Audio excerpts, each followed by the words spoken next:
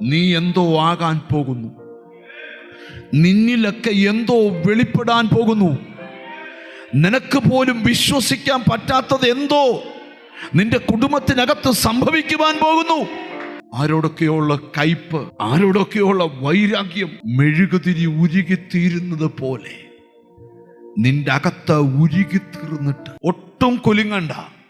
ഇതൊരു പകർച്ചയുടെ രാത്രി. നല്ല ശമരിയാക്കാരന്റെ കാര്യം യേശു പഠിപ്പിക്കുന്ന സമയത്ത് അവിടെ പറഞ്ഞിരിക്കുന്ന ഒരു കാര്യം വായിക്കണ്ട, ഞാൻ എടുത്തു പറയാം. ഒരുവന്റെ വസ്ത്രമഴിച്ച് അവനെ മുറിവേൽപ്പിച്ച് അർത്ഥപ്രാണനായി വഴിയിൽ വിട്ടേച്ചു പോയി. ചോദ്യം, ഇവന്റെ മുറിവ് ആരുണക്കും? ഒരു നല്ല ശമരിയാക്കാരൻ, മുറിവിന്റെ മേൽ എണ്ണ പകരുന്ന നല്ല ശമരിയാക്കാരൻ, തകർന്ന് കിടക്കുന്നവനെ സ്ട്രെങ്തൻ ചെയ്യാൻ വീഞ്ഞു പകരുന്ന നല്ല ശമരിയാക്കാരൻ.